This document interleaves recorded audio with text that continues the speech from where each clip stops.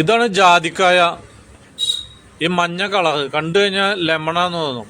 അറിയാത്തവർ കണ്ടു കഴിഞ്ഞാലേ ചെറുനാരങ്ങ പഴുത്ത് നിൽക്കാന്ന് പറയും. പക്ഷെ അതല്ല സാധനം, ജാതിക്കായ. ഇത് കേരളത്തിലിപ്പോൾ ഞങ്ങളുടെ തൃശ്ശൂർ ജില്ലയിലൊക്കെ എൻ്റെ ഏരിയയിലൊക്കെ വന്നിട്ട് ഒരു 40 വർഷമായിട്ടുള്ളൂ. അതിൽ മുന്നേ ഈ സാധനം ഇല്ല. ഉണ്ട് തൃശ്ശൂർ പരിയാരം, നമ്മുടെ അതിരപ്പള്ളി പുഴയുണ്ടല്ലോ, ആ ഏരിയയിലൊക്കെ ഉണ്ടായിരുന്നു. ഇത് ഇപ്പോഴാണ് ഈ സ്ഥലത്ത് വന്നത്. ഉണ്ട്. അപ്പോൾ ഞാൻ പൊട്ടിച്ചെടുത്ത് കാണിച്ചു തരാം.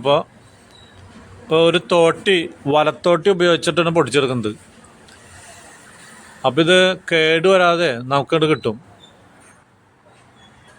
കണ്ടോ, ഇത് പൊട്ടിച്ചൊരു നേരെ കൊട്ടയിലേക്ക് ഇടാണ്.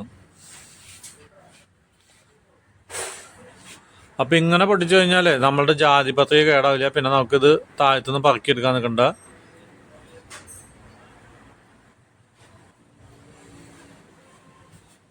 ഈ ജാതിക്കായ കേരളത്തിലൊന്നും ഉപയോഗിക്കണില്ല.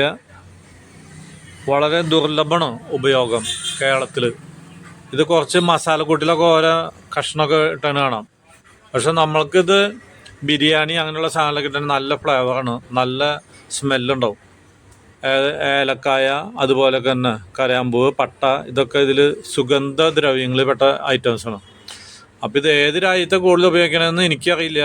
ഞാനൊരു കൃഷിക്കാരനല്ലേ, പാവം, ഇവിടെ എന്തറിയാം. I don't know about it.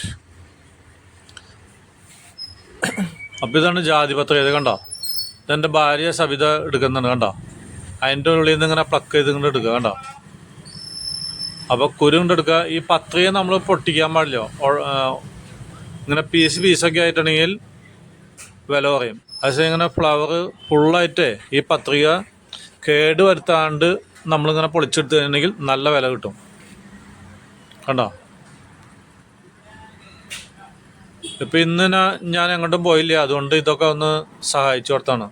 അല്ലെങ്കിൽ ഞങ്ങളിത് സാധാരണ ഒന്നും എടുക്കാറില്ല. അങ്ങനെ ഇത് എടുത്തിട്ട് നമുക്ക് ഫ്രിഡ്ജിൽ വെച്ചിട്ട് വേണമെങ്കിൽ ഉണക്കിയെടുക്കാം. അല്ലെങ്കിൽ ഇതുപോലെ ഒരു ബൾബ് ഇടാം. കണ്ടോ, ഒരു 100-ൻ്റെ ബൾബ് ഇട്ട് കൊടുത്തേക്കണം. ഇതൊക്കെയാണ് ഞങ്ങൾ ചെയ്യുന്നത്. അപ്പോൾ അടുത്ത വീഡിയോ